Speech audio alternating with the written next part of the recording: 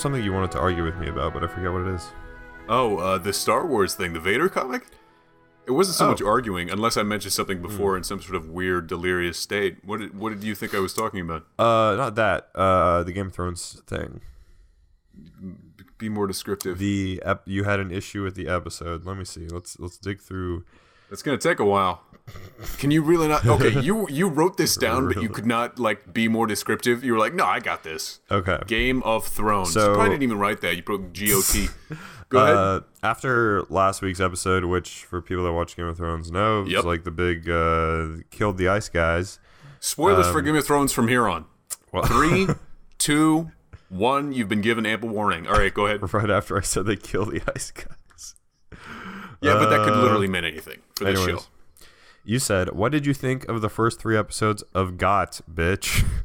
Mm-hmm. Said it was pretty good. And then you said, did you mention all the cuts to characters struggling but making it? Yeah, I hated that. What do you mean by that? There was a lot of... I mean, Jaime has one fucking hand. I don't care how good how much time Bronn gave him to train. He literally said, I was that hand. And like... He has zero confidence in himself, and then I get it's been a season or whatever, but there could have been 1,000 great swordsmen in that army of people that were holed up in Winterfell. And are you saying that literally you just saw it was like World War Z? Like they were just piling on. There's no like great swordsman that's gonna parry a giant body falling. There's no counter riposte for a body falling onto you. Fuck you, Jaime Lannister. Anybody, all of the main characters should be dead. I wouldn't. Well, I wish they were more careful about that. The person who I think should definitely be dead, that's not dead, is Sam, because we saw him basically die like 5 different times, and he was just chilling, like lying down with like a bunch of dead like zombies or whatever. That man is not cut out for anything. I don't know how PC it is, but he went from living in a basically the Tarly, Samuel Tarly. He went from living in the Tarly giant castle where he was, he had everything at his whim. He was just reading and basically doing nothing. He was in the lap of luxury. And then, obviously his father abused him and stuff and, threatened to like, oh, we're going to go out on a hunt and then maybe an arrow will miss its mark and go directly into your brain, and then we're going to feed you to the hounds. It's just like, Jesus fucking Christ, that's awful. But also, he then went directly to the wall, and he was fed exactly the amount that he needed to survive, and then he went beyond the wall. It was like, surely he should be a thinner man at this point. He should have been trained a little bit. Like he should. I feel like that's what kept him alive. Just his ability to evade. It's just like, oh fuck that, I'm gonna go over here now. Yeah. Also, people probably helping a little bit. I agree because in a world like this where food is not as easily and plentiful, like larger people should be few and far between. It makes sense when Robert he was. Baratheon. Yeah, that's a good example of just like your typical gluttonous king or whatever. But Sam, it makes sense when he was like still living with his family and like his castle or whatever. But then once you join the Night's Watch and you're just put under like really shitty conditions, I figured at some point he would have like shaped up a little bit better. The strict diet plus like physical like conditioning you get from the basic training they do, I assume. He didn't have to like transform overnight or anything, but I just figured he doesn't feel significantly different than he did beforehand. It seems like most of the times he gets out of situations just by running away and not because his own like ability has improved at all. I'm gonna I don't know. I'm literally looking up season 1 Sam versus season 8 Sam, and just to see if there's a significant difference. Season was I mean, the actor has like grown a little bit, but and then your other issue was with the dragon that can't bend over a 2-foot wall. Yeah, that was pretty stupid. Is that when Jon is running around in the courtyard? After I, took down the sort of wall of, spoilers, I know Yammin's never going to take that well, but I had the same sort of like unbreachable barrier on Twitter, just, filtering out everything. And after I took it down, a lot of people on Twitter were saying, it's like, oh, but it's so decrepit. You can't even see its musculature is falling apart. It's like, really? The muscles that let you look down? I feel like if you have no muscles, automatically you're going to look right down. Was this when the ice dragon was flailing around in the courtyard? Yep. John was running around. See, He has anti-Jon vision where he can't see Jon Snow. Maybe it's because he has loyalty to Targaryens. I mean, I'm speaking from the perspective of the idiots now. I'm just trying to get around what they mean. I don't recall a particular situation where the dragon could have breathed fire on top of him, because he was running into those tunnel things that had a ceiling over them. So Dude, he wasn't really? The fire can't penetrate the stone ceiling. Let me ask you this. Mm. Where was the I'm going to say conservatively 8-second hesitation for any of the other things that it got a beeline on? It roasted maybe 30 dudes in the span that it was on camera in the center landing of Winterfell. And it had I think when Jon literally just burst out of the open, spread his arms spread eagle, and it was just come at me, he was fucking in a WWE match with this dragon. Where is the fucking hesitation coming from? Just roast him, or just smush him with your giant dragon head. I know he's missing his lower jaw, but I imagine these creatures that the Night King raises, everything that I've seen of them, besides their interactions with the main characters, it's just all out I'm gonna pile into you until I smush you to death. They're taking every opportunity to immediately stab you the moment I see you. Where was that with the dragon? Yeah, I don't. Does that make any sense? No, I know what you mean, but I'm confused. I guess I would need to rewatch the episode, because the dragon was freaking out or something. It seemed like it was lashing out or losing its shit. And I don't know why. I think it was injured from the previous fight, but I don't know why that would result in it I don't know, being weird. Is Jon's dragon the one that he bonded with and that crashed after it got scraped in the chest? Do you think that's when that one's dead? No, it's alive. It was in the preview. It was? Next week, yeah. Oh, I didn't see that one. Yeah. I'm glad to hear it, because I don't want more dragons to be dead. Yeah, exactly. I don't want it to just be Drogon, because I feel like Drogon's a male, and I don't know if males can make eggs. Yeah. Are they all boys? I'm not sure. Maybe they're like Jurassic Park, where they bred them with frogs, and then they can make more eggs. And there's frog dragons coming out. That's why you can jump so he's high. Jon, you don't understand. This frog is actually the son of your father, Eddard Stark. He hid it from you for all this time. And I do just want to say that you thought the whites were the tall, intelligent ones, and you thought the White Walkers were the dumb zombie ones, and you were wrong. I did, yeah. Sorry, dude. They really don't talk about it that much. They say the White Walkers pretty much entirely. If they're not referring to the White Walkers, they're talking about the Night King. Yeah, exactly. Did you have any other issues with the episode?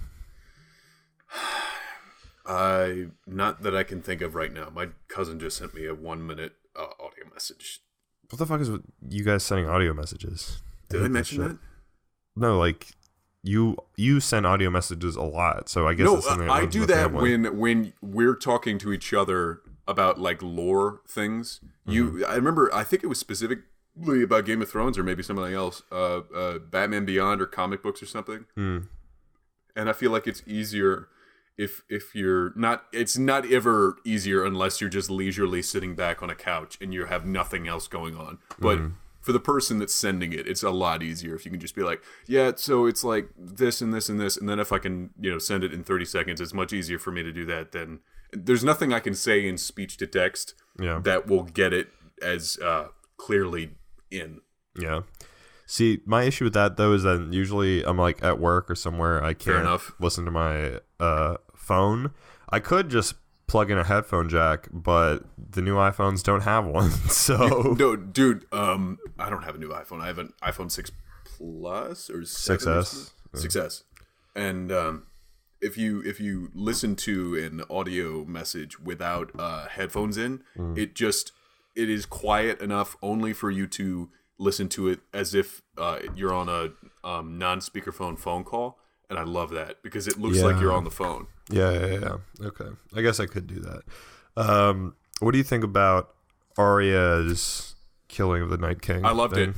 I loved it. Didn't expect it at all. I know maybe I'm an idiot for that, but like that was amazing. It's like you lose track of all the... It was a lot like Endgame. You're losing track of all the pawns, not in such a spectacular fashion where you're really losing track of so many, but I just didn't remember she existed. Yeah. I agree. I was surprised that so many... Well, not really surprised because there's a lot of idiots out there that got... A lot of people got really fucking upset, being like, "How did she sneak past the circles? What?"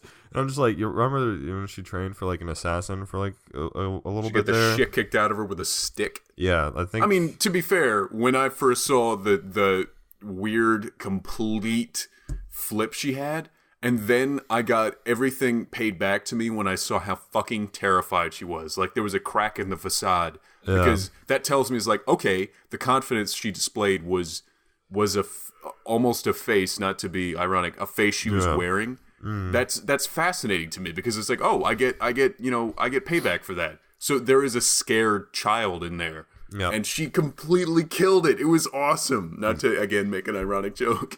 It was really cool. Like the whole like her sneaking around like the library thing was like a really well done scene, and then the hounds like coming to like save her, like them teaming up again was great. So I thought that was all good. I thought we got enough character deaths like Theon and Cat in Friend Zone. Oh man, Theon. Jesus fucking Christ. I mean, obviously he's a fucking child killer. Yeah. Or, he delegated that, which is equally evil. Yeah, he got an abortion. It was so fucked, man. I really genuinely felt that. It was him complete. That is such an amazing arc, start to finish. It was everything. He got what he deserved, but he earned being, what's the word? Redeemed. Yeah. It was absolute redemption. He committed himself entirely to the cause that was the opposite of what he was working against in the beginning. It was amazing. Yeah, I agree. I think his arc was great. Although I think the way he died was a little weird because he just charges the dude with a spear knowing that like he's gonna die. I'm not sure he knew he was gonna die. In the moment he was just like, oh. Yeah, like the dude was like taunting him, like he was like, come at me. Like if I was Theon, I would be like, nope, like I'm staying right here. What else is there to do? I would have like stood my ground and then like just fought to the death, like as long as I could have. It's literally a speaking in chess terms, because that's the way I was thinking about it.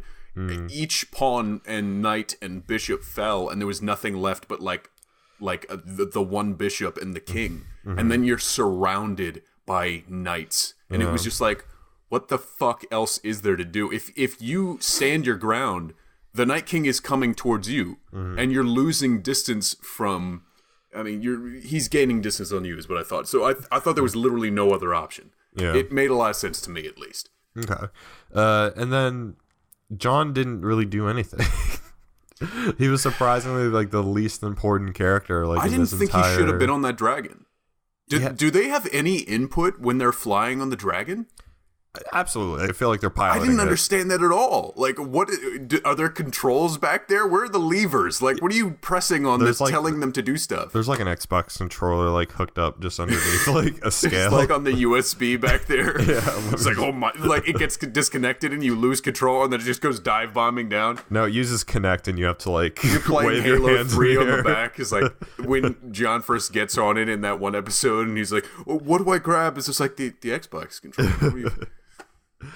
Use RT to go up, LT to go down. And then is this inverted controls? I was like, what do I do? But you fucking like they were roasting the armies, which is helpful. That's always good. I feel like they should have that should have done more. I mean, I know there's billions in the army or like millions in the army, but they were just fucking roasting him back and forth, back and forth. Exactly. Like, but I really think that like there was just such a sheer amount of them that it like didn't matter. Yeah. Wasn't it so daunting when the Night King just raised his hands up And he was just like, thanks for committing more troops to the cause, bro. It's like, what the fuck? That shit like freaked me out. Like I knew like as soon as like Jon landed and he was like running after the Night King, I was like, there's a lot of bodies around right now. Like this is not gonna go well. And then he keeps running as like the dude like slowly raises his arms. And I was like, shit, no, it's not. I was expecting to see like Sam stand up. He's like, hello, Jon. What are you doing running away? I'm gonna get you. Dude, I thought for sure he was a goner in that scene, but he plot armored his way through. What is the point of giving Jorah Heart Eater or whatever it is, like Heartsbane? Heartsbane, if he's just gonna fucking die in the same episode. They were giving that away from the beginning. It was like, Jorah's gonna fucking die for sure. It was like, what the fuck? Why are you giving him all the rip. And then Dany finally picks up a sword, and she looks so uncomfortable with it. She should have gotten some training. Yeah. She's got a dragon, but also prepare for every option, right? Yeah. It is weird that her and even Sansa actually has also not gotten any like formal like combat training. No. Feels like that's something like they should probably work on in their spare time. I thought fucking she and Tyrion were gonna kill themselves. Me too. Everyone I was watching with thought like, Suicide fuck, pact, are they gonna like kill themselves? Like they must have totally fucking read that scene wrong, because that's not what happened at all. It was also confusing as to the placement of each of the people in the crypt, wasn't it? Like I was like, Varys is over here, and then Tyrion and Sansa over here. Like where is what? And then like they have their own crypt that they're hiding behind. So I wanted to see deteriorated Sean Bean with his head sort of sewn on, like stumbling out, like his last appearance. And then, I don't know, Sansa has to finish him off. That would have been really poignant to me. That would have been really cool. That's 100% what I expected to happen before the episode came on. But I also read, some people thinking that there are like corpses in the crypts that are like too old to come back. So it'll just be skeletons. But like that's exactly what happened. Like skeletons. Exactly. Like it's literally like Spy Kids 2 fucking skeletons. Or I mean, that's not the oldest. That's not the oldest. I mean, like what the fucking Laurence Olivier movie where he's counter-riposting with the pointy sword. That's like the oldest example of that. But also Spy Kids 2, I guess. Spy Kids 2 with a bunch of skeletons running around the island. This is exactly what happened. They come out of the ground in the crypts of Winterfell and just fuck everyone up. What is it? What is that actual example? No, it's what Tony Stark calls Star-Lord as a backhanded joke. It's another pop culture reference. Oh. Fuck, what is it? It's an Infinity War. Fucking Floyd. Is it called Footloose? No, that's something that Peter says. Oh. This matters so little and doesn't matter at all, but it's like in my head now. I'm gonna look it up. You continue talking about stuff. See, now you've like put this fucking. No, I got this, Pena. Leave it to me. Leave it to Beaver.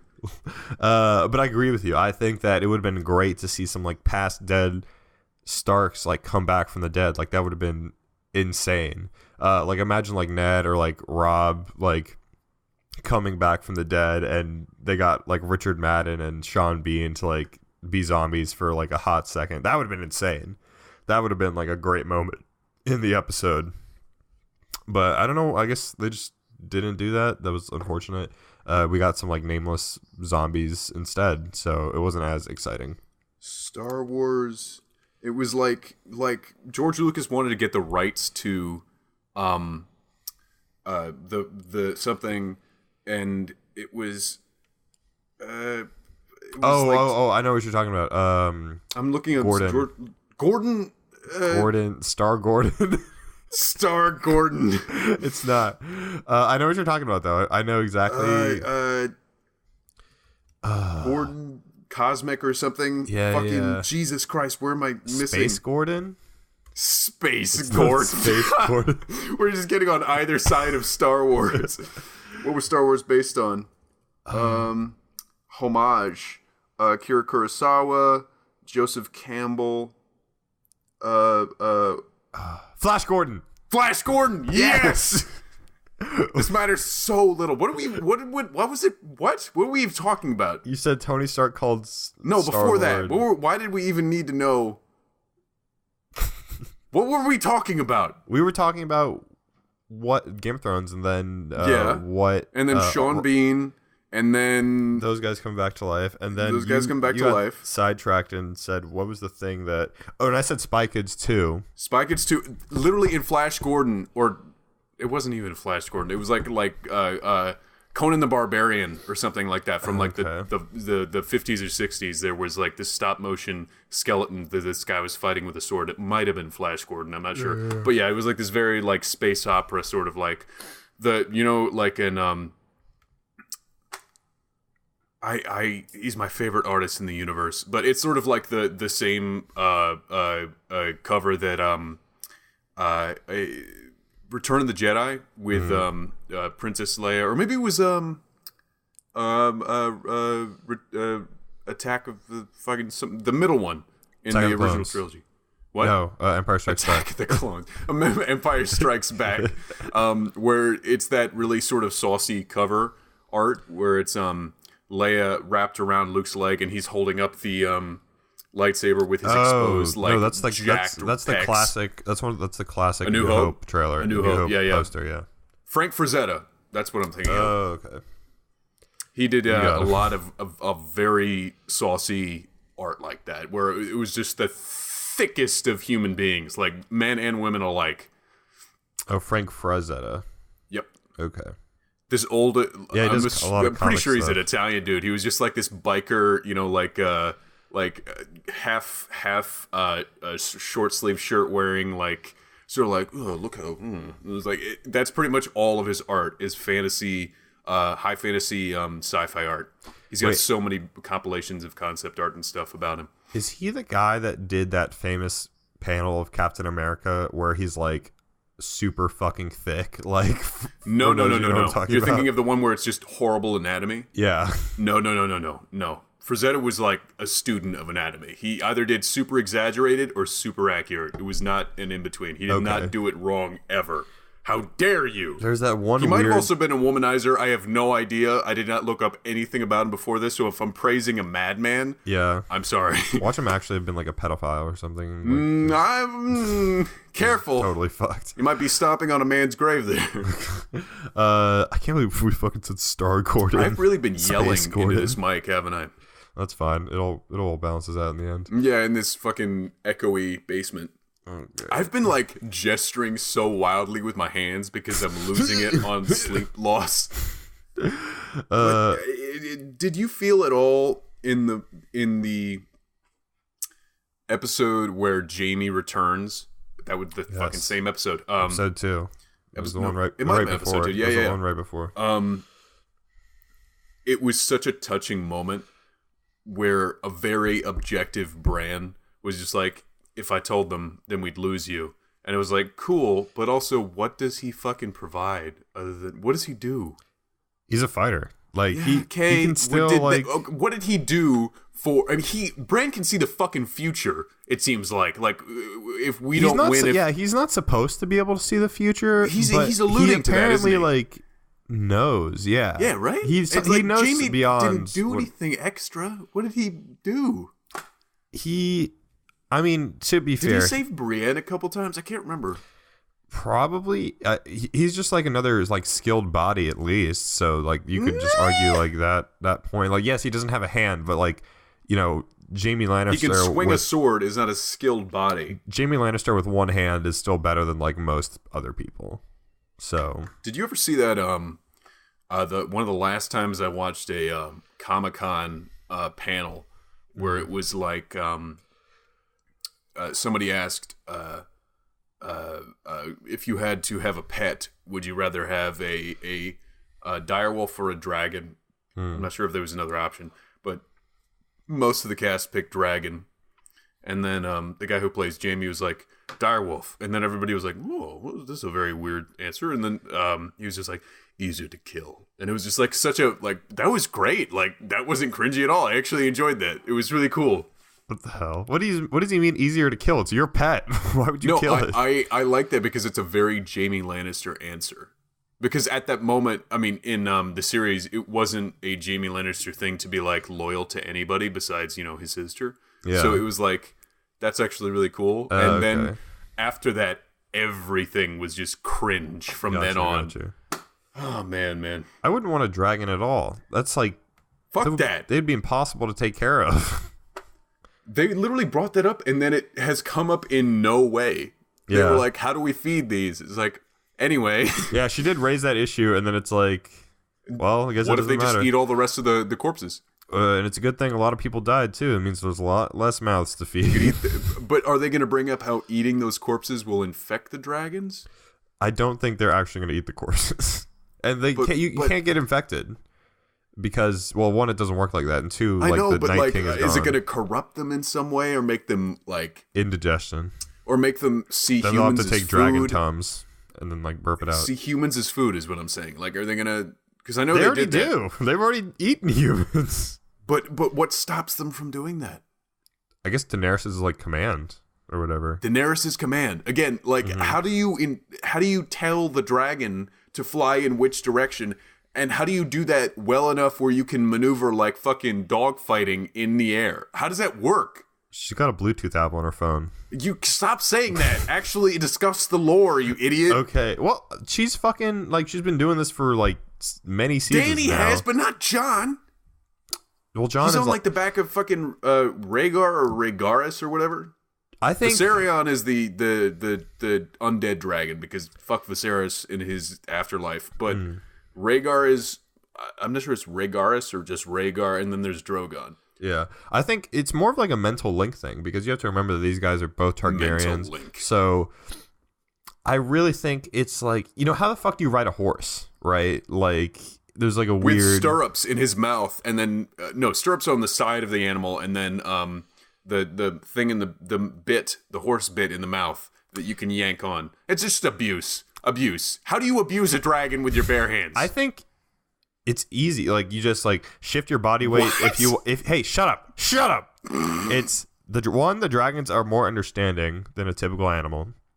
Okay. Two, you can give them signals like shifting your body weight to one side to signify you want to turn, or like, I don't know, maybe yank on one side of the scale or something, or like yank on both if you want to like pull up or something. I don't know. I assume there is a method to it that is not immediately obvious, but those are the things, you know, if you want actual physical controls, there's parts of the dragon you can like hold on to and like, you know, touch and play with, I guess, to make them react.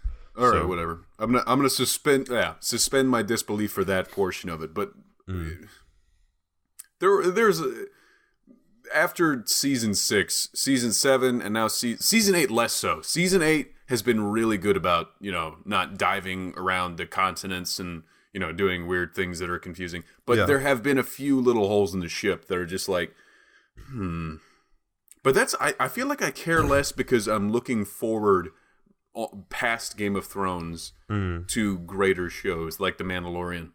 Yeah. I mean, I last season there was like some weird like time stuff where Gendry ran like 50 miles in an hour or something like 45 miles.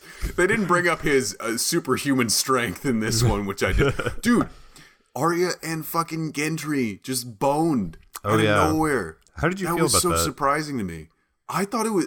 It made me super uncomfortable because I grew up watching these people when they were kids almost. Yeah, they were. Now, kids. Like literally, Arya was like a fucking little kid, and now it's just like, oh yeah, these people are adults in real life now. Yeah, and it was just like, whoa. Yeah. I mean, it was great.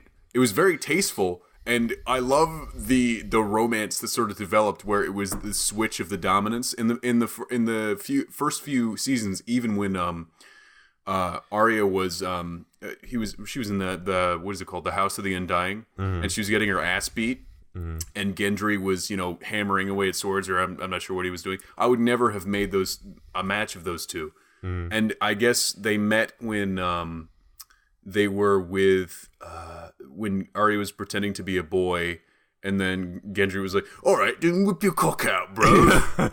Come off it, mate. It was just like, what the fuck? And now they're plowing. They're plowing away on some seeds. And then that stick that Arya had him make that she immediately tossed away after like 10 seconds. That was like, well, that was, wow. Served a lot of good, that did. I mean, she killed a lot of people. She killed a lot of people. I think the thing about that sex scene that was like strange is that Maisie Williams still looks very like childlike. She does, yeah. And we have like grown up. I'm sure she hates hearing that. So child. Yeah, I'm sure she hates hearing that. But I'm also not sure how old she is supposed to be in the show exactly. So the books are all supposed to be like fucking 11. Well, yeah, but they Isn't got stupid. That is really stupid. They got aged up in the show. Thankfully, though, like Dany is supposed to be 3, like 13 or something. She's supposed to be a little baby on the back of the dragon. Book. Yeah, and then thankfully the show, she was like 17 or 18 in the show. Technically, I'm not quite sure. But Emilia Clarke was only 22 actually when she started filming Game of Thrones. So question: When you remember when Jorah sort of came to the defense of Tyrion and Sansa? Maybe it was Jorah, or was it the Onion Knight? Either one.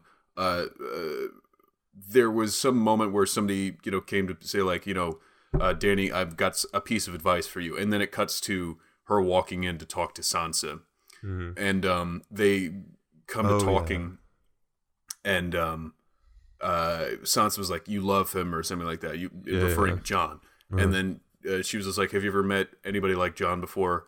And then Dany's like, "Yes, but he was much taller." Is she talking about Khal Drogo, or the guy from the fighting pits who threw knives? Oh, she's talking about Khal Drogo. Is that guy ever going to appear again? Not Khal Drogo, the guy who threw knives. I know who you're talking about. She left him behind to like rule the city at Tyrion's behest. Yeah, which like I don't see how he was like cut out for that, but I guess hopefully he's doing a good job. He was like part of the Golden Company or something, right? Yeah. I'm thinking, and my theory for this is that she's gonna like call them back to like Westeros or something, and then he'll show up. Not sort of like an endgame. Yeah, where you're losing track of the pieces on the board, and then they all coalesce at the moment of needed. But then that means they'll have to like fucking like wait a few months or something. Well, they travel there on ship like in 1700. Unless they throw time out the window, and then like the next morning they wake up and Dany's like, "Oh yeah, by the way, I sent for my backup," and then everyone just fucking shows up and they go fight Cersei.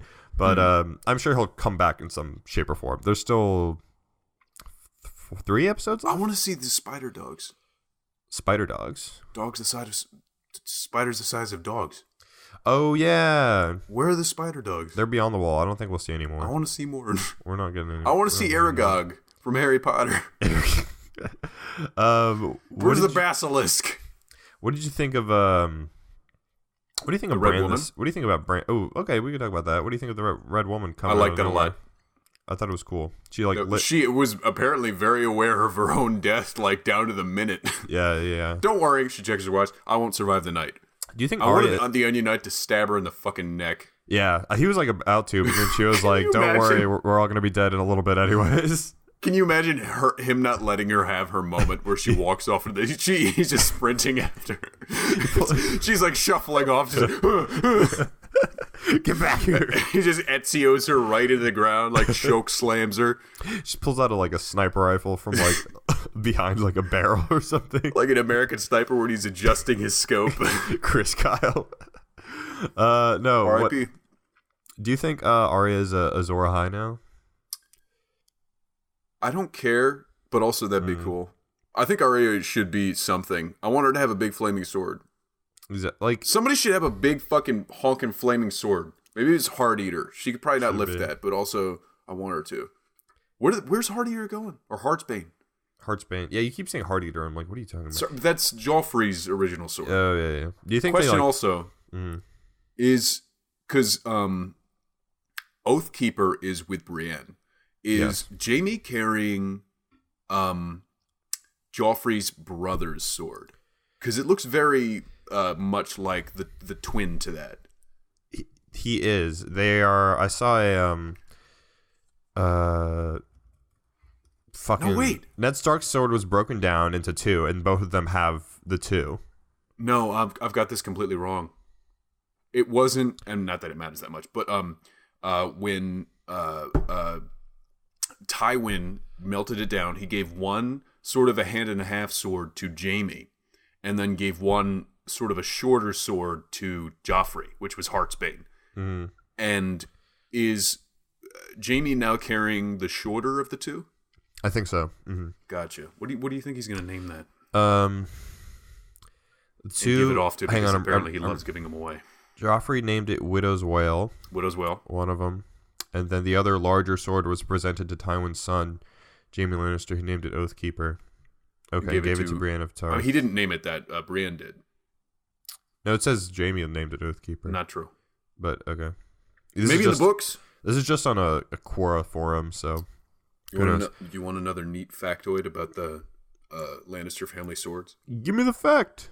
There was some apparent idiot in the lineage of Lannister. This one fucking guy. There was an ancestral sword called Bright War, which is fucking stellar name for a sword, by the way. It got lost at sea, and then some other Lannister spent away quite a fortune on trying to find it. And then Tywin was gleefully melting in away fucking ice just to find, like, yes, we've got 2 in the family now.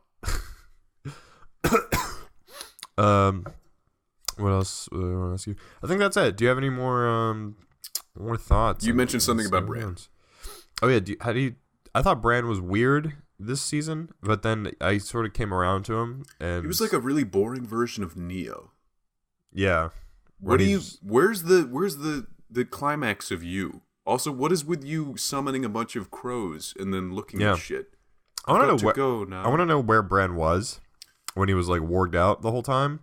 And then I also wish anyone would just, besides Tyrion actually did this thing where he was like, I'm going to sit down and fucking talk to this kid because he's obviously seen some shit.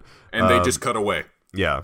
But I mean, like, he would just recount like everything we've already seen, basically. They could have done it where it's just like, I'm sure it's a great story, and then they pull up, and then Bran just looks into the fire and then says, you know, you were very kind to me when I fell, and he was just like, I still have a place in my heart for cripples, bastards, and broken things. And it was just like a back and forth that didn't occur. It's like, we've been waiting for these moments. And I know I don't want a repeat of season 3 where it was just a bunch of fan service and, you know, A-team moments when they were going beyond the wall with the fucking Avengers. But it was just like, there's some little pieces that I wanted in there that could have been shown. Yeah. I hope that Tyrion does something with the information that Bran is a warg. I want Tyrion to be the constant companion of Bran, like pushing him around in his wheelchair. I think Bran told Tyrion something because Gotcha. Tyrion was like, I think we'll win, actually. So he definitely. But also, I'm gonna go die in the woods. Yeah. So he definitely knows something that we do not, and I wish Jon or literally anyone would just like talk to him. You can almost say that we know nothing. I just wish Jon was like a little smarter. Like, Jon has never been like the smartest cookie. He doesn't seem very smart at all. Yeah, no, he's not very smart. Like, my dragon. Oh like, no, I'm gonna run now. I love Sansa because she's like, you know, she's not much of a fighter, but she's like usually the smartest person in the room now. Untrusting and cynical. I love that about her now. She seems like a real full-fledged character at this point. Yeah, she used to be like a complete idiot, but then over the seasons has like transformed. It could be forgiven like, for a long time. Yeah, because she was like a little girl, she like was going through the shit. absolutely traumatized and tortured and raped and awful shit. But also, like, it's a TV show, and why not write it more? You know, like, give her a win at some point. But it was just a lot of like punch, punch, punch, punch, punch. It was like a lot of that, and then we finally get to see her like come into her own. And there was that moment on I don't remember. It was like some behind the scenes thing where. It's a callback to the first season when Arya says, you know, Sansa's got her needle, referring to Sansa's impressive ability to sew and like, you know, craft clothing, and I've got mine, and she's, you know, got her own, you know, sword needle, and she, you know, steps down from some tower leaving King's Landing, and you know, talks to. Mentions to what's his name? The dude that got fucking shanked. Syrio Forel? No, what's it? Serial Pharrell. What is his name? Peter Baelish. Oh yeah. And he's like taking her hand, and you're thinking that they're gonna end up together, and then he just gets stabbed to death. And not that I wanted them together at all, but like it was just like an ending that you did not expect for him, where he just got fucking shanked in Winterfell. He was just like, wait, but my masterful plan is like he's the worst Loki ever. Yeah. Everyone like fucking knew. I like the callback a little bit where Arya gives Sansa like a dagger, and she's like, "What am I even supposed to do with this?" And she was just like, "Sticking with the pointy end." Like that was pretty great. There's been a lot of callbacks to that, haven't there? Cute little fan servicey moment. I want to pick your brain a little bit about what do you think about fan service, because in regards to both Endgame and Game of Thrones, people see it as like shallow and bad, but I kind of like it. I think you can do it well most of the time. I've never had a problem with any time Steve Rogers has said, I can do this all day. Yeah. I love the spin on that they did in Endgame. Spoilers for Endgames if you haven't seen it yet. But it's I know. It was like shut the fuck up. Like, hey, I get it. That was fucking great. I love that. They were a bit clever about that, weren't they? When and not that clever, but like when they were all in the first Avengers movie sort of seen in that in the Endgame. Yeah. Loki transforms into Cap when he's in between a pillar or something. Yeah. And then not in the Thor Dark World scene, but in the actual first Avengers movie scene, just to be clear. Mm-hmm. He transforms into Cap, and then someone elbows in the back. He's like, "Keep moving, idiot!" And then you get to see, like, because it would be immensely confusing and for everybody. Yeah, that was really cool. Just to like a little bit of like, this is what we're touching on. Yeah, and I loved how they call back to that Winter Soldier like elevator scene, and I was like, oh shit, they're gonna do it again. But then like cool. Cap like thought his way through it and just like finessed and was like, no, it's okay, Elijah. And everyone's like, okay, this guy's cool. Like that was so fucking like smart. Like it was. I love that. So they really have this on lock, the Russo brothers. Like I trust them with my life at this point. I have not seen a fuck up from them. I mean, Civil War had its like shakiness, but that was, I think, literally my least favorite part of that movie is the last act. Everything leading up to that is just fascinating to me. The last act of that movie is a lot of. I've started referring to it as sort of Nerf gun and cosplay, where they're like a group of adults sprinting at each other in an airport, and it's just like the hallway fight scenes are really the centerpiece of this franchise, or like blowing things up. Do more of that, but like it's an airport is so empty. Yeah, it's so wide intentionally. It just looks stupid. And also Vision just decides to like. I don't know, he's sipping a beer in the background for most of it. I don't know what he's doing for the first bit of that, but yeah. Then he does like a hyper beam and accidentally hits someone who's on the same team. He does a bit of a solar beam or a hyper beam or a Tinshinhan Shinki Koho. It was like super dumb. Yeah. What are you doing? And then Rhodey, to do that thing where like you think Rhodey's dead, but then he's not dead, and then he's disabled, but then he gets his legs back anyway because it's technology, so like it really doesn't matter. But you mentioned the hyper beam at the beginning, and when he does carve it out, he carves it out like flawlessly. Like there's no real like it's like a perfectly straight line. And then the only thing that falters him is having someone to hold in his arms, and it's just like, oh, craning my neck, my vision goes like from 20,000 billion to like 4 and 11. It's just like I can't, like I need my glasses. Wait, I thought his laser got off target because someone hit him or something. What happened? The sun was in his eyes, I believe. Yeah, he was squinting. Someone threw pocket sand in his face. I get the idea, like he's completely enraged because Wanda was injured by someone, and it was just like, not my girlfriend. What else? I keep looking at this stupid poster that you have in the background that I kind of want one of, but I want a Lannister one. I have a Targaryen one in my thing in my drawer. They do sell Lannister ones as well. I need to make my room look cool. Me too. The thing is, you have Christmas lights. I do. I like them for when I'm chilling out at night. But I've never decorated my room recently because I'm always on the move and it's super fucking annoying. Like, I hate my least favorite thing about college was never being somewhere more than like 4 months. The learning for me. That too. But it in terms of like things like people don't normally think about, just like having to like pick up and like move or go somewhere every few months is like really annoying and exhausting. Like, I haven't been able to work on my like gaming computer at all, pretty much. Work on? Like, upgraded or even like use it because it's always at home. So I only use it for literally like 3 months of the year when I'm home for the summer.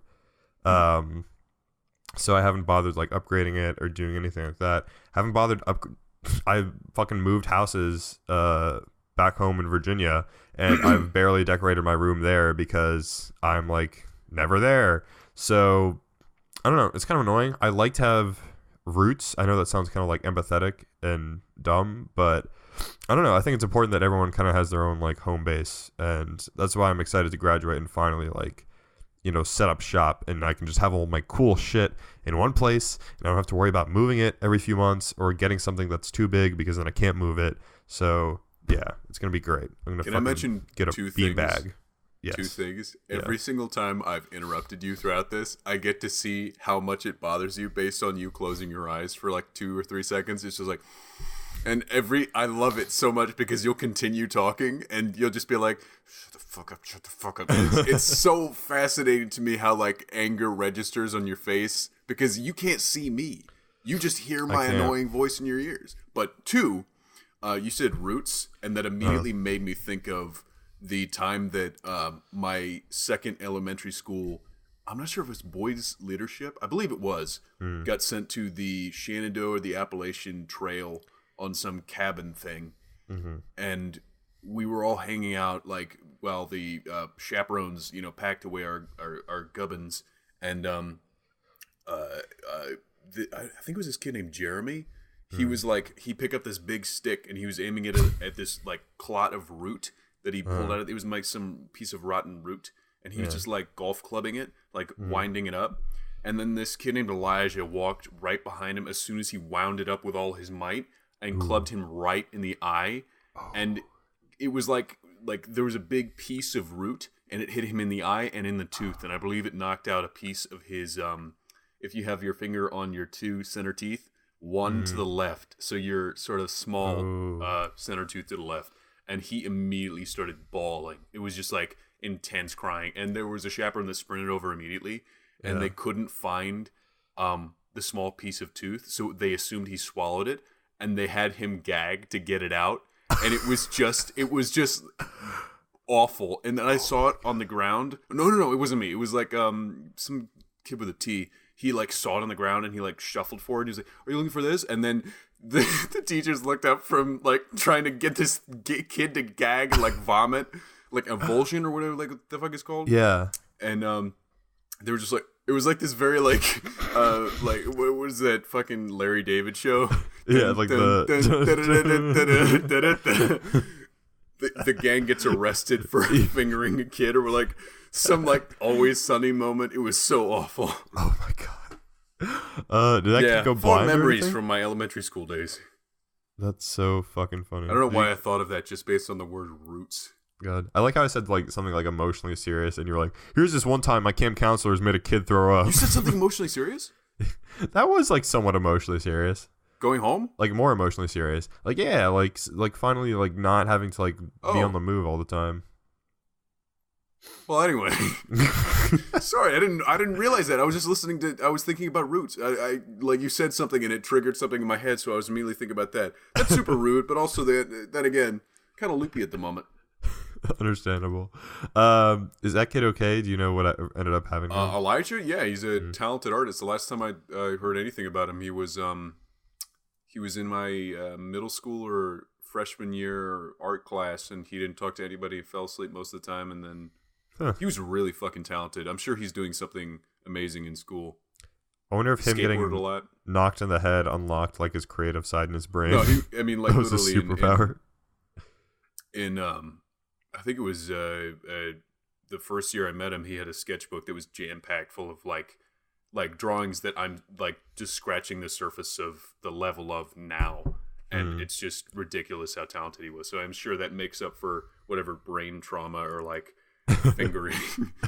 Like it was so disturbing to see someone try to like get something up. Maybe I'm fusing two memories, but I have a distinct memory of someone at a camp, and I'm so certain he had his tooth knocked out. I'm not sure. I'm pretty sure I'm confident I'm right about that. Could be making it up. Who knows? Did you ever catch a fish at camp? Yes.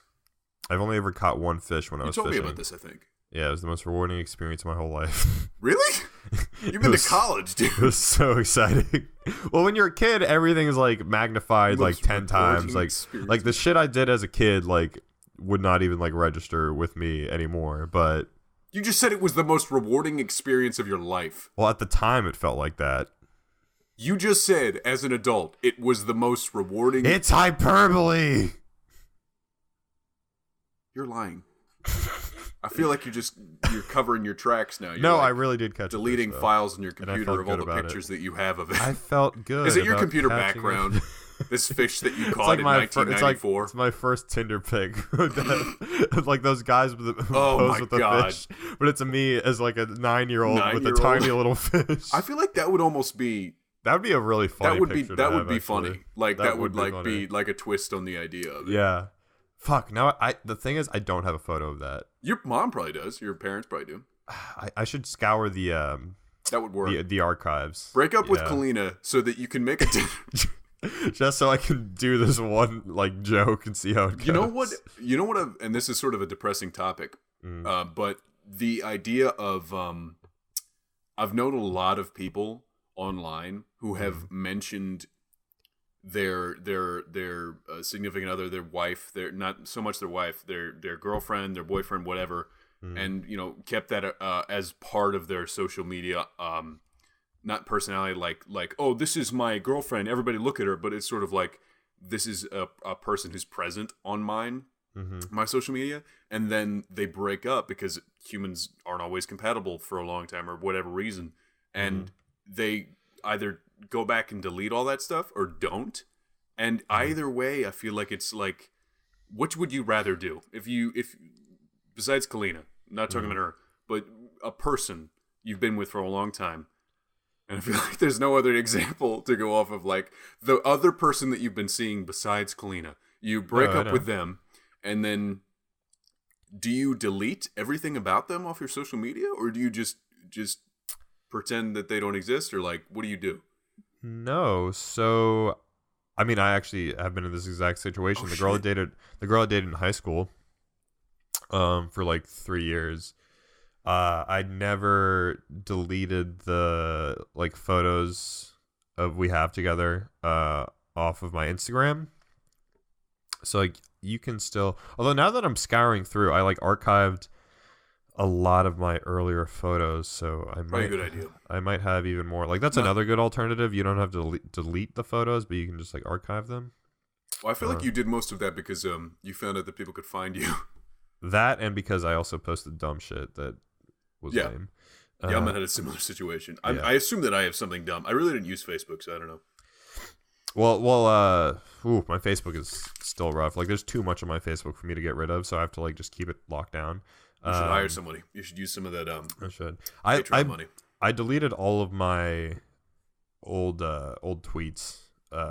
Like I literally bought one of those like tweet deleter things because I had Twitter before I had Facebook. So you have to buy that? There's some free ones, but I just wanted to pay for it because then it would do it for real, and actually be a decent service. So I had like 30,000 tweets. Because I had Twitter for longer than Facebook. What? Yeah, because is that a ballpark or 30,000?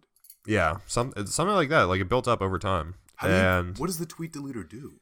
It just wipes all of them, deletes them all. So it just goes like it uses the interface of your app like separately, and then just goes and presses the delete button. No, it just like. I don't see it. It somehow like logs into the Twitter thing on its end and then just does it all like automatically. And it's great. Now, if you go to my profile, it only says I have like a few hundred tweets, which is how much I have since I used it last year. And now I'm like more careful about what I tweet. I think for a while I had it set up so it deleted anything over 6 months old, but I haven't paid for it in a while, so maybe I stopped doing that. How do you check how many tweets you have? It's like one of your first like profile statistics. It goes like Patrick W. Charlton. Patrick Charlton. It's tweets, following, and followers. Tweets. I don't have that. I have joined January 2015. Go to the home page. I'm on home. Tweets. I'll send you a photo of what it looks like so you can. This is a very interesting statistic. Account. Nope. Who am I sending this to? Display. Oh, I can make the text. Oh, I can make the text even larger for my. Oh my god, it's so much better now. I don't have to squint. Oh, dude. Oh my god. I'm glad you found this feature. Oh, I'm actually going through my archives right now, and I have way more photos of my high school ex. You're on your computer. Let me do that. That's probably a good idea. No. Can you see that on other people's profile? Is it not displayed? Let me check. I think you can. Tiwa. No, that's not how you spell Twitter, you fucking idiot. Yeah, it says you have 585 tweets. That's not that bad. That's not. I delete anything. A lot of tweets. You do it manually, really? Yeah, okay. I mostly just delete things that are unsuccessful because I don't want people to come onto my profile and have it be cluttered with things they won't find funny. I feel that. But going through my old Instagram photos that I've archived, I actually deleted so much shit from high school. Instagram? Yeah. Yeah. Like, actually, there's a lot of stuff of me and my old girlfriend that I got rid of. We have revisited this topic so many times because it was one of the first things that we talked about. Like, you mentioned, should I purge my mobile? And I'm like, what are you talking about? And then you were like, I mean, what? I mean, like, didn't you do this? And I was like, no, I don't think I did. And then I looked on your stuff and I was like, oh. Yeah, it was bad. I mean, it wasn't like horrible. It was just, you didn't have any like Ku Klux Klan shit. It was just like cringy. Yeah. Because you were like fucking 13 or something like that. Or even younger, 12 or 11. I was really young. Yeah. 12 to whatever. And Yammin was on Facebook when he was like, what, 12? I don't know. He's not a here baby to defend himself. How about we say Yammin was on Facebook when he was in the womb? Yeah. And he was tweeting a bunch of horrible shit. And he needs to come on to defend himself. He's been online since the dawn of time, just posting like really offensive shit. He invented the internet, and he only shared it with the rest of the human race. He only shared. That's my baby talk. I'm really losing it, man. You are. God, I used to post. I used to buy and collect like Bitcoin. DVDs and Blu-rays and stuff. And I remember I would like post. What? I would post like my new like purchases to Instagram all the time. Fascinating stuff. I have one really like emotional post where I say like, I had to say goodbye to my best friend today, referring to my ex-girlfriend, and I'm like, God, can't wait for you to come visit me like in Boston or whatever. Like, that was a wishful thinking. God. But you're in Boston now, so you can say hi. Exactly. We're such fucking idiots as kids, like. Dude, I was on fucking Vine when I was like 16, and I was still an idiot. No person who is below 26 should be on the internet as any form of personality. You're a fucking idiot. I still consider myself an idiot. Like, currently, I sound like a fool. Like, everything I've said about Game of Thrones is, I'm sure, somehow racist. But, Jesus Christ, I looking back on the next, that's right there, exactly an example of me being a fucking idiot. I go talk onto the internet when I am insomniacally fused into just confusion. Fused into confusion. Everything I don't even need to provide an example at this point. I just sound like a fucking idiot. I am the example. If Yammin was here, he could provide ample commentary. I was literally listening to the first 20 or so podcast. After about 3, we settle into sort of a vibe and it works. Yeah. But Jesus Christ, I'm like afraid to go back and listen to it's not that bad, actually. Like, we talk a big game about how it's a bunch of nonsense, but it's pretty much the first one and the second one are all about Spider-Man because that's when Homecoming came out. Remember when that was the big fucking Infinity War moment? Yeah. Fucking Homecoming. That's a good movie, though. I like that movie. It's a great movie. Not as good as fucking Spider-Man 1. I went back and rewatched Spider-Man 1. It's not that great. Dude, question. You're a fellow iOS user, correct? Yes. If someone sends me a voice message and I leave that chat, like I press home, will it be deleted? Because I know people say, "Oh, somebody saved a voice message from you." Does that mean I No. don't? How do I make sure? Because I have to come back to this later. It doesn't get deleted. All right, so I can. I've never had a voice. Yeah, Well, I've never had a we'll voice find out message later. get deleted. It's funny because I'm always like worried about what is said on the podcast coming back to like bite me. Yeah, even the earlier stuff. But I think we're okay. You'd think that. Maybe. I should talk to you later. You had a But bunch the of funny weird opinions about crocodiles. I didn't know you were scaly, but scaly. Something about those eyelids. Wow, man, just dude! poking all the water Every gets single to me. time that I talk, I sound so loud. I think you sound okay. I think you're good. But it's funny, the job I just got. I'm gonna be working at Vox. I'm not sure they have Vox? a really big Vox, not Fox. Oh, thank God. They have a big YouTube channel that's pretty popular. You might have like seen it. They do like lots of like. I have, yeah. Yeah. So I'm working for them over the summer. Editing and working on their daily news podcast, actually. Damn. Yeah, so I'm excited. I'm gonna be interning with them, and during my interview, actually, the executive producer of the show asked me like, "So like, what's this Prude dude's thing?" Christ. What'd you say? And then I just said, it is this podcast that we've been doing for a while, and that is like mildly to the max. successful. Yeah, I said we just talk about pop culture and sports and news and stuff. Yeah, we do not talk about sports at all. Like I said, yeah. Well, like every once in a blue moon. If we talk about sports, it's that one time I remember where we were like, "Did you see that Kyrie Irving snapped his legs in half on the court?" It was just like, what? Yeah.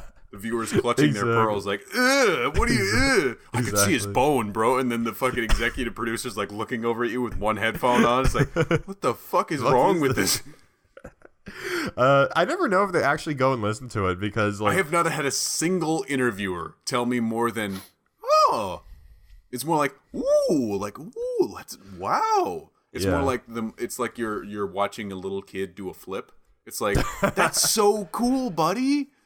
Anyway, it's so funny. this is an actual human job, so you need to do actual human things. So tell me what you've done in an actual professional capacity. Well, I'm going from a podcast to Totally. a podcast. For you, so it matters. More For relevant. me, more not relevant. so much. This is not the voice that people imagine if they're hiring me to read their poetry. It's like, hello, everybody! Game of Thrones! People do not realize how high-pitched my voice becomes when I lean forward into a mic. If I'm like really trying to talk about What stuff. the hell? Hello. I'm going to do the rest of the stuff like this, all right? That's funny. She also asked me where I see myself in like 5 years or whatever, and I was like, well, I don't know, but if Prude Dudes takes off, maybe I can be my own boss. And she thought that was like really funny. So that's exactly what you should read from that. It's just like, wow, you're really, really funny. That was the funniest thing I've ever heard. Like her guts are spilling out from how much she's laughing. But I got the job, so I guess it's fine. I didn't, nothing alarming came up in my vetting, so it's all good. That's like if I, not that you put the same amount of effort into editing as I put into drawing. Obviously, I just scribble things out with Sharpie and pen because I'm a colorblind, stupid, talented idiot. But if I were to go into an interview and then someone was like, so, where do you see yourself in 5 years? And I go like, well, if drawing takes off. And they go like, that's hilarious. Have you considered a career in comedy, you fucking talentless idiot? Can you imagine that, like, them doing that in, like, that Ren and Stimpy style where their eyes are, like, popping out of their face? They're, like, laughing so hard. What I'm thinking of mostly, based on the noise that I made, isn't so much a laugh as the awooga of seeing the fucking the gams on that dame, like the and then their eyes come out and their tail drops out of their mouth, so they have to like wind their cheek up so that it goes like like a curtain. Like The Mask or like Tom and Jerry or something like that? Very much like that, yeah. That's you remember funny. in those cartoons where a mouse would somehow make its way into a barrel that's labeled XXX? When I was a kid, I associated that with porn sites. So I assumed that they got drunk on porn. And it didn't make any sense to me how they crawled out of that and they were like hiccuping. It was like, did they just swallow a lot of cum? Like, why are they just... Yeah, I don't understand why they like demarked like alcohol that way. It was the prohibition. Oh, okay. And I don't know how they thought that they should have a code symbol for alcohol. Yeah. I don't know how it worked at all. Like, can you look it up? Like, what does it mean? It doesn't make any sense to me that someone would be like, you know what we should fucking do? We should label all of our fucking alcohol the same way. Somebody's gonna... Oh, here we go. Go ahead. Today I learned that the bottles in cartoons marked XXX isn't just meaningless. Triple X was used to be an indicator of the strength of beer by a brewery. 1X was weakest, and 3X was the strongest. Jesus. That makes more sense, actually. That makes more sense. I like that. Would you like to hear an interesting story?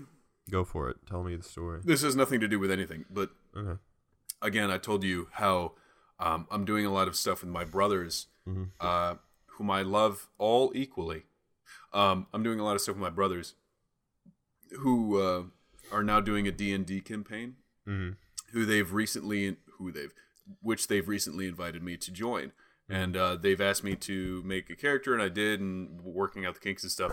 And I've basically put a lot of effort into this person's charisma, and so that will involve a lot of storytelling. So I've basically delved into quotations and stuff in books and movies and stuff that I like. So what I'm gonna do is I'm going to take those stories and sort of tweak them so it could be said that, like, I've made it up, or, like the character, because this is a very, like, fantasy, sci-fi, there are billions of worlds and dimensions and stuff, like, I could have come from this world, but I was a very young child when I heard the story, so it's sort of like Star-Lord, where he's got a lot of, like, and then Jimmy Buffett had a child with Marilyn Monroe, and they went to Flavor Town. It's like, it's a lot of that, and I want to somehow incorporate this.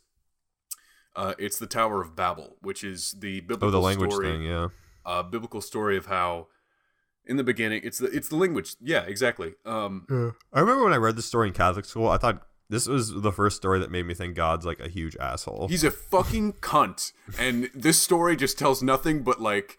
And you're fucking having fun over there, like bam, like just smashes it with his fist. But it's just like humanity comes together, and they all share a language, and they build a city, and God's like, hey, that's a cool city. I'm okay with that. And then they all come together, they share this city, they're sharing their love of God, and then they're like, we should build a tower to heaven. And they try to do that, and God's like, motherfucker, what did I just say? I was like, what do you mean, what did you just say? You didn't say anything, God. And then he's just like, smash! And then he literally separates all of humanity into 1,000 different languages. And that's the origin of language. And the story goes, according to the story, a united humanity at the generations following the flood, speaking a single language and migrating eastward, comes to the land of Shinar. There they agree to build a city and a tower tall enough to reach heaven. God, observing their city and tower, confounds their speech so that they can no longer understand each other and scatters blah, blah, blah. And it's like, that's so cool, but how can I make that completely stupid? Yeah. That's what my character's name is Felix. He's a gunslinging, hood-wearing, sort of a charming, he's 40, he's, a lanky man. He's like, I'm just, that kind of character. So I want to make that story really dumb. I'm trying to think. There was maybe like, what was it? I don't want to interrupt the question I just asked you to answer, but when Donkey is talking about, his God of War review. Yeah. When Kratos is basically repeating the life lesson of whatever Mimir is explaining, Donkey says, Kratos basically just devours whatever he's heard, and then divulges the most literal, lifeless interpretations of whatever he said. Basically, he takes the life lesson from it, and then I don't know how to make that a story, though. It's, like, confusing. Like, I want it to still, like, convey all of the information, but be brief. Yeah.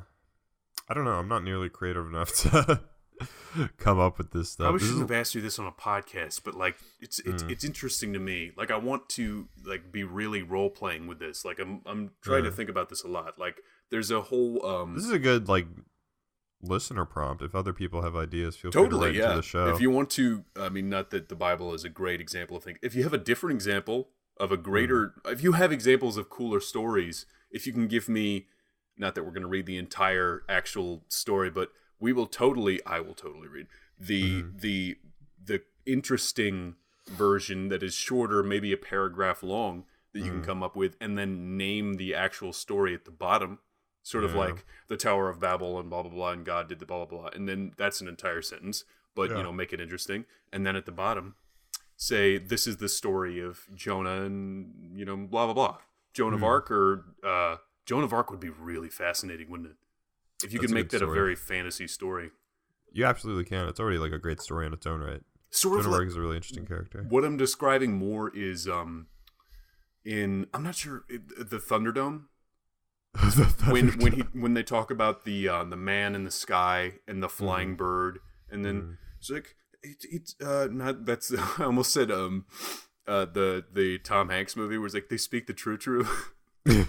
What is that fucking movie called? They speak the true. It's the what the fuck is that? It's Halle Berry and Tom Hanks, and they're in a bunch of different timelines. No, it's from Rick and Morty. No, it's not. But you're thinking of Cloud Atlas. Cloud Atlas. Yeah. It's the interdimensional television where they see that Morty's dad is in one timeline, a great actor, and he is replacing Tom Hanks in Cloud Atlas. Oh, okay. Yeah, I remember now. Moving on. I wanted to talk about the Sonic trailer, but I guess we can save that for next time because I want to. It's going to be irrelevant next time, isn't it? Yeah. I mean, do you want to give your quick thoughts on it? I love Jim Carrey so much. I'm glad that he's back in movies, but I also worry that the only reason he's doing it is because someone slid a duffel bag of money off a table. Yeah. He looks amazing, to be honest. I could not think of a... Like, who is Robotnik's to you? Like, what? That makes so much sense to me. I was always confused about Dr. Where's Eggman Dr. and Robotnik? Yeah. But, like, I guess Robotnik's, like, the old version, and then they turn him into Eggman later. Yeah. But, like... Dr. Robotnik. Dr. Eggman. Well, Eggman, I think it's Eggman in the cartoon. I don't think it's Dr. Eggman. I've always thought of it as Dr. Robotnik in the earlier ones, and then Eggman in the later ones. Dr. Ivo Eggman Robotnik. Oh, so it's like a middle nickname, I guess. Is it Nicholas Robot? And then it's like flipped around for like punctuation wise, like on the door of his like practice, like robot, comma Nick.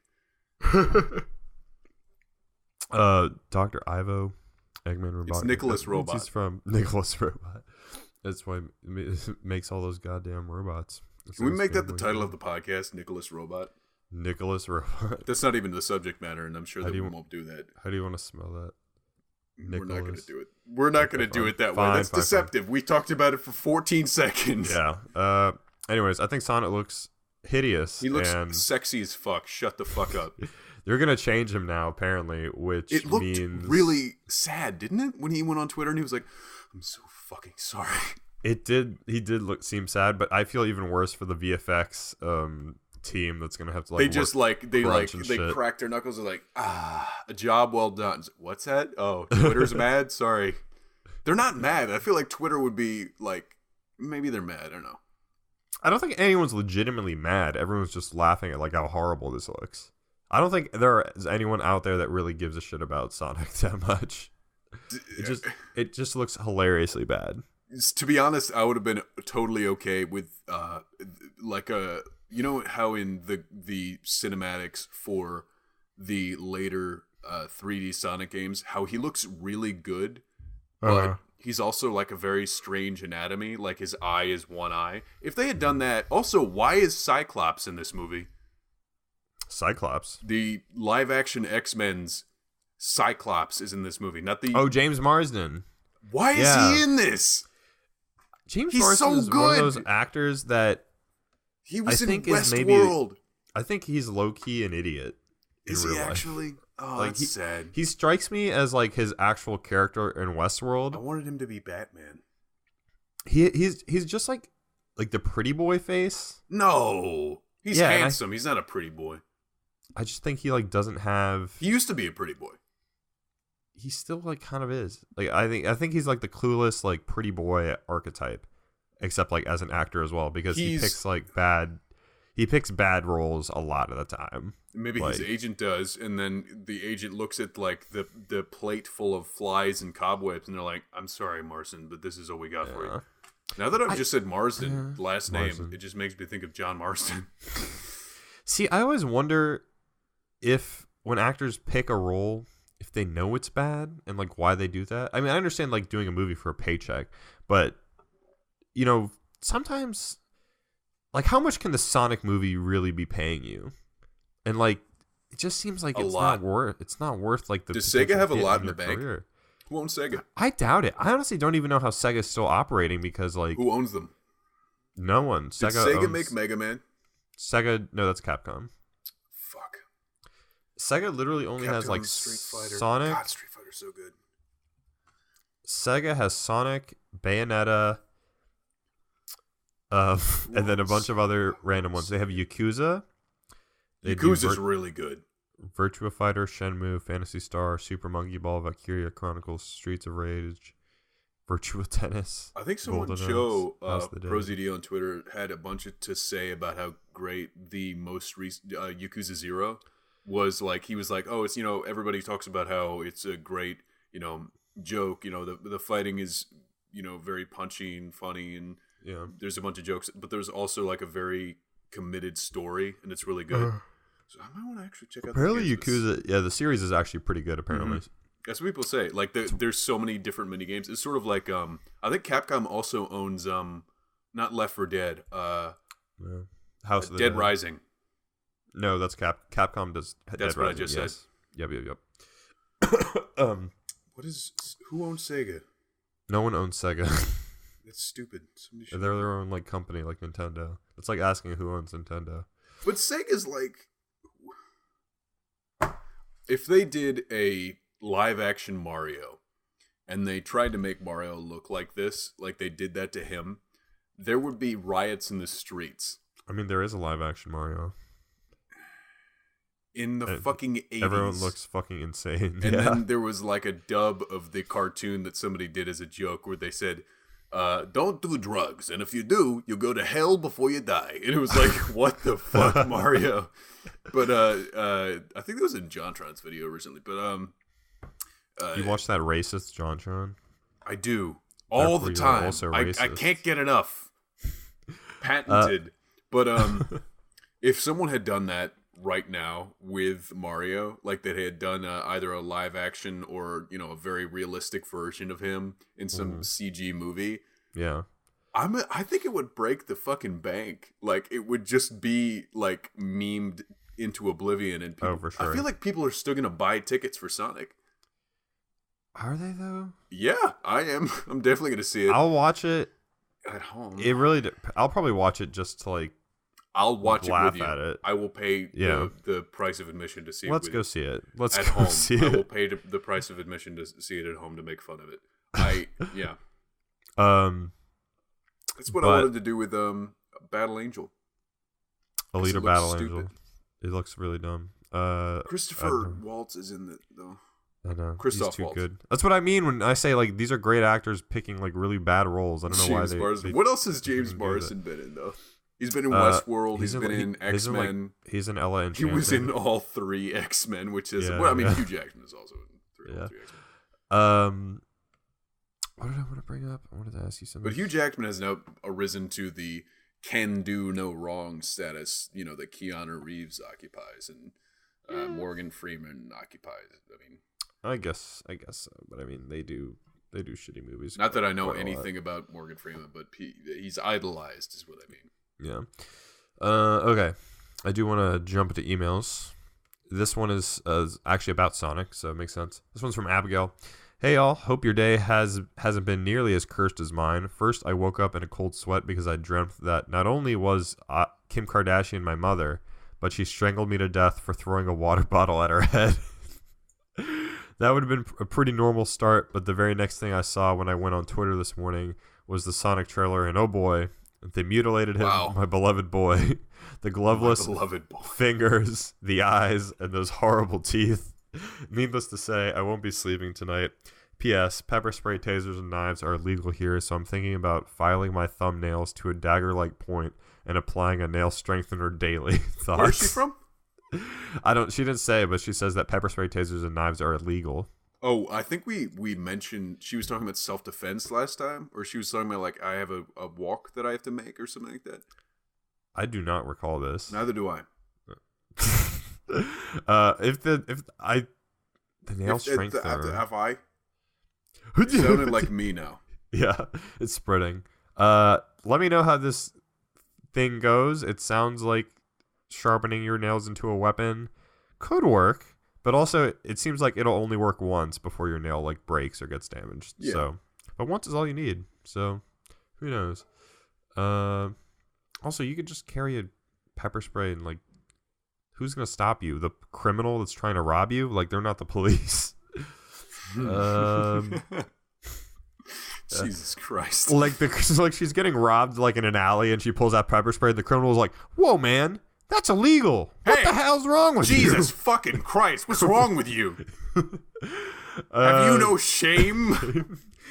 This is like he walks away out of like a moral disgust. He's like, you know what? If I knew you were that kind of person, he's got his hands in the air and he's obviously like he feels the guilt on his face. It's like a skit in fucking SNL. Like he's getting into a cab. He's like, yeah, fucking first and 53. You know what? Learn something from this. It's like, get the fuck out of here. But is it Cheyenne's one is next, right? Dr. Daddy will see you now. Yes. Hey dudes, okay. Shut up. Hey dudes, it's a very unless there was more to the other one. No. Keep going. Okay, then don't interrupt me again.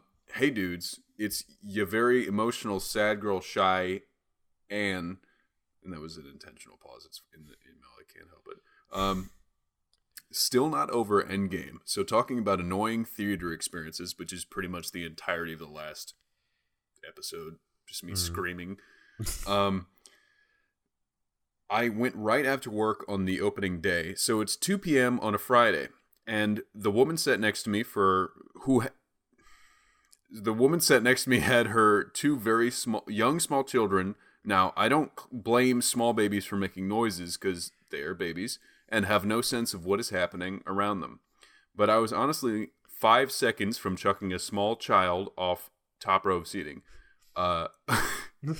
If you bring a fucking small kid to a theater, you're an idiot and an asshole. But I saw especially to that movie. Jesus, that completely. It is the culmination of a decade of filmmaking. But I sobbed as quietly as I could, and honestly, it was fucking Peter that made the waterworks break free, and Pepper saying Tony could rest finally, and that her and Morgan would be okay. And lastly, Steve got to fondue. That is what? That is an no in Captain America: The First Avenger.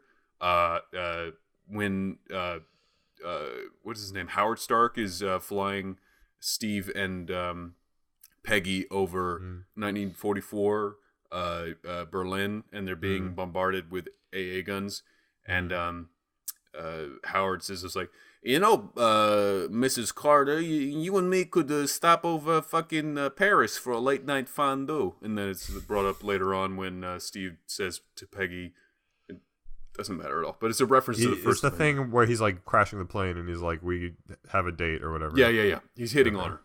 Yeah. And she blasts him aside because, she's in love with Steve. I'm not sure if that's how far in the film they are, but this was you get to fondue. They got to fuck while they were dancing. That's what I thought fondue meant. I was like, that's exactly because Steve was sex. so inexperienced. Like he was just like a complete like idiot. Like in terms of women. This was a wonderful wrap up, and I am excited to see what new heroes they bring in for the next generation of Marvel. Same here. Question: what were your favorite lines of the film? Personally, mine will forever be, "That's America's ass as far as I'm concerned," and "I love you 3000." I think the "I love you 3000" is already kind of stuck because I've seen people on Instagram like completely like unrelated that I don't think are the biggest comic book fans like are already using that as like an emotional driving like meme or caption. Completely. So I think that's definitely stuck. On your left. Yes. Which in itself is just a callback to Winter Soldier. Quiet.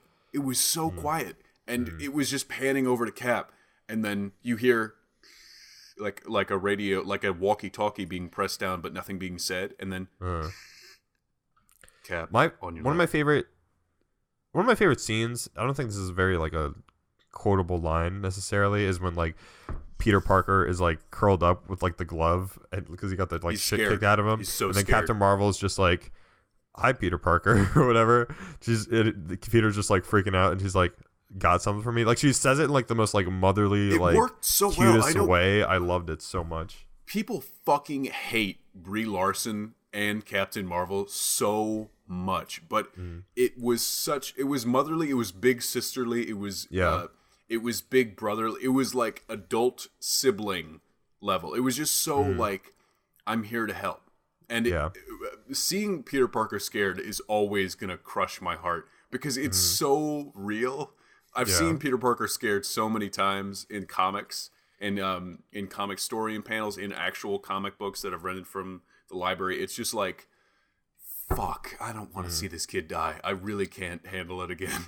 Yeah. It's so fantastic. Yeah, that was incredible. Peter feels like the audience incarnate, like emotional core, right? Yeah. So like when Tony Stark dies at the end, spoilers for Endgame if you haven't seen it. He's like, our dad is dead. Yeah, like, and he's like trying to like move his body, like he's like, "We won, sir, we won," like, you know, and he's just like freaking out, like. And then Pepper has to fucking choke slam him off the screen. When Tom Holland does his fucking like voice quiver thing, he does fucking wrecks me immediately. That's like a tactical nuke into my heart. Honestly, it played out for me. I didn't enjoy it in Infinity War because just kill him. Peter Parker does not have something in him that makes it take longer for the fucking Infinity Gauntlet to snap him away. I know Yammin had a fucking orgasm when that happened. He was just like, and he you know, it's emotional. It's absolutely emotional. They have a connection. Got it. Yeah, totally. I completely agree. Kill him instantly, as instantly as all the other people are dying. Bucky didn't get an extra second to lay in his boyfriend's arms. It was nothing. They get nothing. Why are these two idiots just like holding each other? Like they had so much time that they shouldn't have had. There was an interview about this saying that like he didn't die like as quickly because he was like automatically regenerating, like, and it was like kind of fighting back, but like obviously it didn't work. But also like the deaths were like, get it though. Every time there's a snap though, like the deaths are always staggered. Like it's staggered, like, but for like seconds, for a few seconds, maybe. Yeah.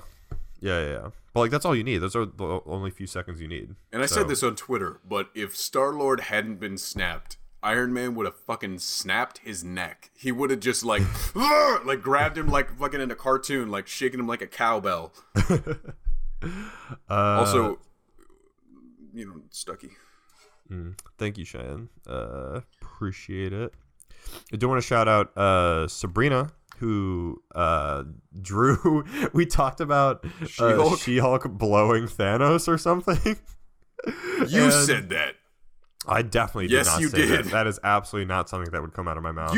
You mention all the time somebody blowing somebody when we were talking about DeviantArt or like porn. It's like, talking about Mercy blowing diva. Absolutely not. In the email, she's literally saying, in the last podcast, Patrick asked that a listener would send an image of She-Hulk blowing Thanos. So this is on you. A statement that I just made.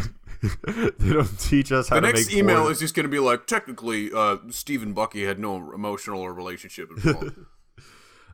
They don't teach us how to make porn in art school, but here's the best I could do. Hope you like it. Have a good day. Mm-hmm. Thank you. It's very cute. You probably already saw this on our Instagram. If you follow us there at Prude Dudes, it's great. I love that little art. So shout out to Sabrina for that. This one is from Maggie. This is a Yammin territory question, but Yammin is still fucking on. He's on like Trinidadian Easter now. I forget which one he's on. I don't know if you guys have talked about this, but did you guys listen to AGR's new album Neo Theater yet? If so, what did you think? And Yammin really liked it. Yammin has shown us like the concept art for the entire thing. So yes, Yammin has. Ask him on Twitter. Yeah. At Yammin on Twitter, what did you think of Neo Theater? And he will tell you. He will give you a fucking synopsis of the entire thing and the origins of each of the band members. Which they deserve, by the way. This is not me being cynical. It is. I assume it's fantastic. I have not had time to, get into it entirely. I've been literally drawing my D&D character for the past 2 days. So, we gotta stop recording on weekends so Yammin can actually join us. But I gotta stop living my life. Same. This is his review basically that he texted to us when I screenshotted this email and sent it to him. He says, Next Up Forever is incredible. The beat gets me hyped more than any other song. I've already listened to it maybe 30 plus times. 100 Bad Days is incredible because even your bad days are important. Turning Out Part 2 hit me real hard. Break My Face is a great song about how looks aren't everything. Great for people who think they don't look great as well as people that are seen as beautiful and nothing else because it explains that everyone's more than their looks. Does it in a fun way too. The entertainments here and beats are all right. Fun songs. Kind of throwaways of the album. Wow, I'm Not Crazy is a great song about meeting that person that makes your uniqueness not seem weird, but rather great. Love it. Dear Winter makes me believe in love again, as sappy as it sounds. Karma is a great song because I can't really relate because I haven't been a great person like in the song. Been a shitty friend, son, grandson, student, etc. Still a great beat, fun song. Overall, 8 out of 10 album. Don't think it's better than their last album. I'd give that one a 9 out of 10. Can't really... I guess so. Read it again and tell me, did he say he was a shitty friend? Karma is a great song, but I can't really relate because I haven't been a great person like in the song. Fuck been you. A shitty friend, son, idiot. Grandson, student, etc. Still a great beat, fun song. Yammin, he said he wasn't a great person and not a great friend. I mean, that's him just being self-deprecating till his death. On his deathbed, having been the Buddhist monk of a human being he has been. Dude, fuck you, Yammin. Fuck Yammin. You are a piece of shit. He could have been Gandhi, and he still would have been like, you know what? I could have done it better. It's like, shut the fuck up, you beautiful motherfucker. Thank you, Maggie. Motherfucker. Literally, just to dispel this, it goes, I think my mom and then Yammin for the nicest, kindest people I've ever met in my entire life. Just to say. Although Xbox Yammin is a whole different beast. Xbox Yammin is a monster, and he's below Pena on the list. But then again, Pena's on a different list entirely. Exactly. I don't even know what I'd be classified as, but don't tell me. Right up there with Jared. Right up with their fucking Jared from Subway. You almost said it yourself. You're so stupid. You have a job, dude, that you've lined up, and you almost said you have. Never mind. You're going to have to edit this completely. No, I don't. You can make yourself sound like me, and then we switch our audio. And then you'll sound like you're, completely tired and stupid, and then I'll sound like I'm a pedophile. It's gonna be weird. I do want to briefly surmise this story that Nina sent that I thought was kind of funny. Basically, she has this dude in her class. Did you see that she has this dude in her class who's like a real asshole. They were working together on some presentation or like giving each other feedback or whatever. And they finished the presentation and he was being a real fucking asshole. Like, I guess taking shit like way too seriously and like trying to like take her down a peg, even though like they don't even know each other. When they did like the end of class surveys or whatever to give each other feedback on their project, she wrote, quote, your CEO, which is the title this dude gave himself in this fictional scenario, so he named himself CEO, Jesus fucking Christ, seemed to have a small man complex. He was thirsting for power and attention. Which is true. I don't think the surveys are anonymous either, but I honestly don't care. Oh, and if you look up small man complex on Google, this comes up. Quote, small man syndrome supposes that men who feel the least masculine seek power, or little man syndrome. The people who feel the least masculine seek power, war, and conquest to make up for their physical shortcomings. I have no regrets. Felt so much better after submitting that survey. Sorry for the email. Thanks for the pod. Love you guys. Great job.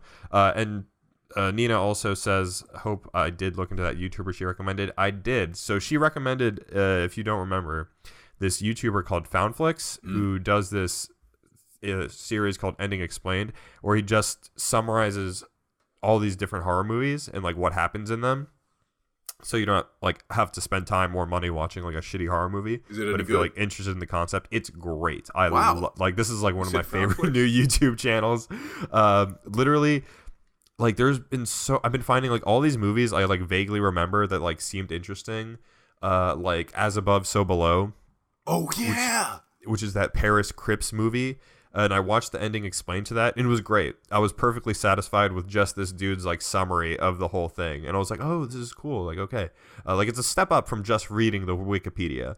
I also saw one for. It doesn't always have to be strictly horror either. I watched one he did for the Belko Experiment, which is that movie where everyone in an office gets like locked in. Yeah, I wanted to see like what happened there. Mm-hmm. It was great. It's super interesting. So you don't have to read a Wikipedia article. Yeah, better than reading. So absolutely love that channel. Go check it out. Dude gets like millions of views as well. So if I don't may know why read I never the found it about on the YouTube. Go for Foundflix specializes in cult and horror content, bringing you some of my favorite forgotten gems and celebrating cult's best moments. Exactly. 285,637,004 views.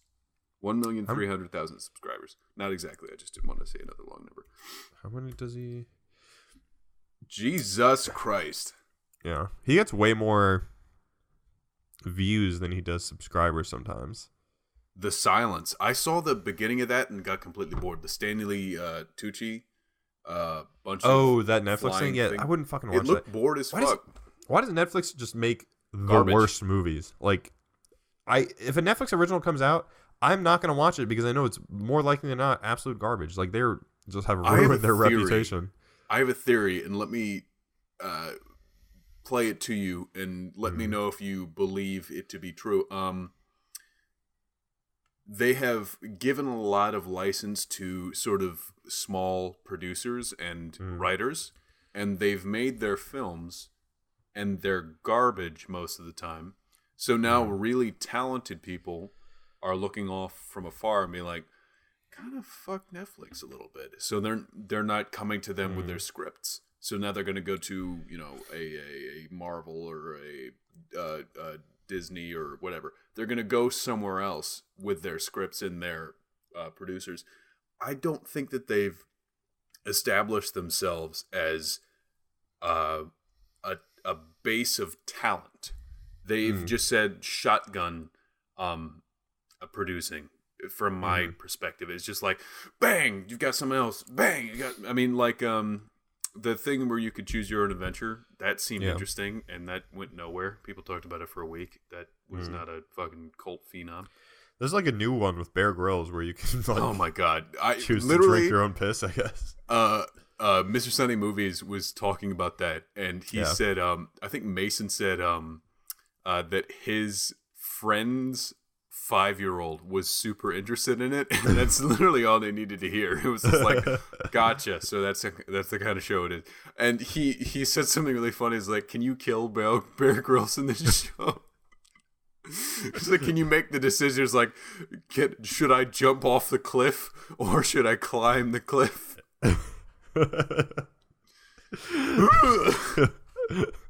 Maybe I need to give this a shot, actually.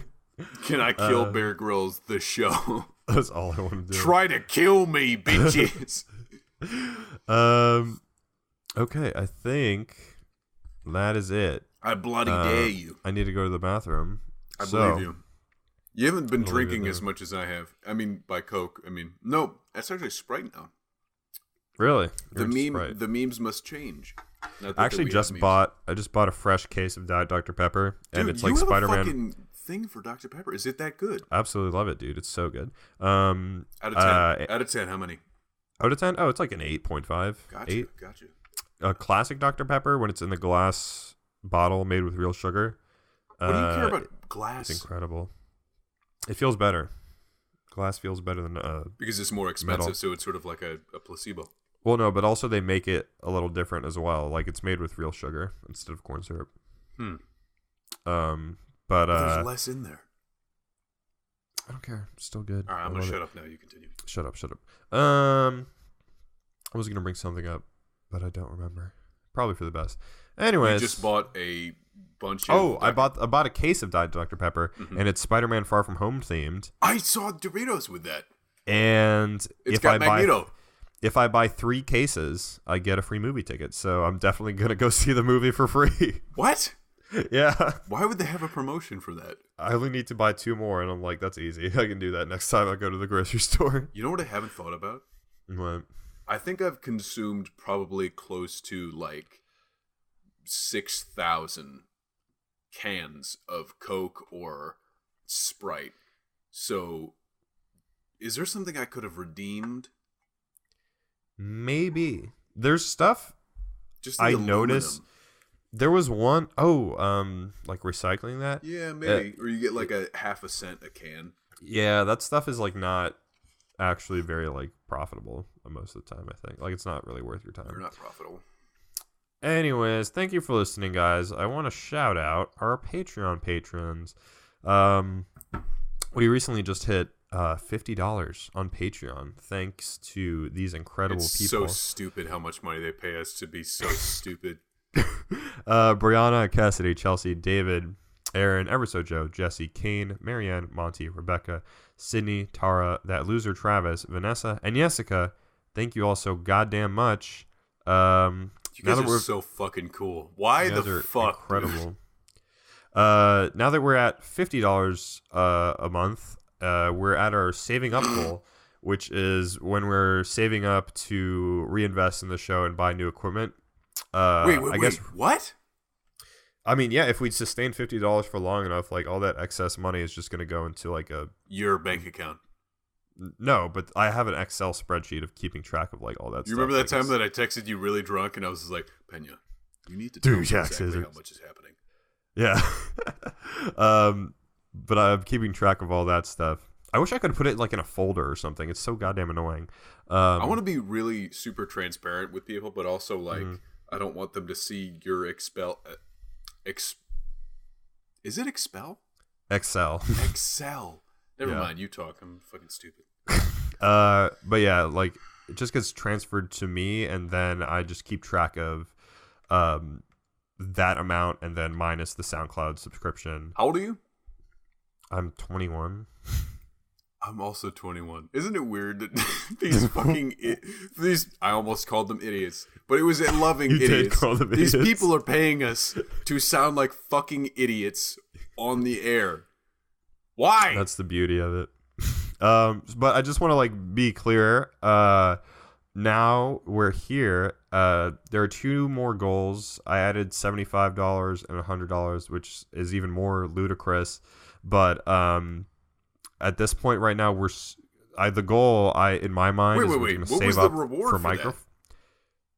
It's not the reward tiers. This is like our total like fundraising goal. So this is separate to like what people contribute. Yeah. What are those? Those are right now still the amazing person tier where we shout them out, and then the $5 and up tier is a personal thank you note thing. Mm-hmm. And then I think we need to add more to that, but I think that's something we'll work on over the summer. We can give people? I I don't. This is something we can talk about off air, because like I don't want people to like get hyped up on any It's potential like things. I'm looking at pens and shit. Like, Yeah. I'll lick this and then I'll give it. I'll send a video of you like licking a sock. What I was fucking trying to say is that we're gonna save up for like new microphones. I think is in order. I think especially Yammin maybe needs a new mic the most. Yeah, so him for sure, and then gonna maybe invest some of this in some merch if there's enough for that. I think that would be fun. I think that would be cool. Yeah.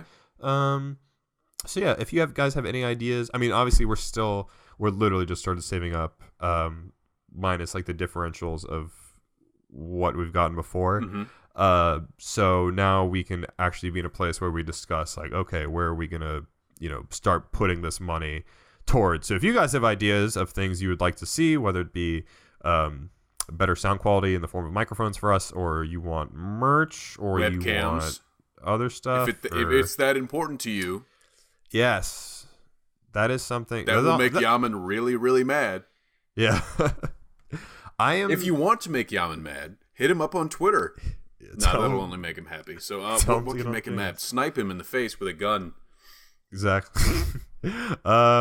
Tell him AJR sucks. He'll get mad at you. Oh yeah. If you want a fucking rant from him on Twitter, the only thing that will that probably will just prompt a block. So. Block. Yeah. Just make it really subtle. Like, what is it about AJR that you like? Because I think they're more like I think they're a little overrated. They're literally quote anything from that idiot with his bald head.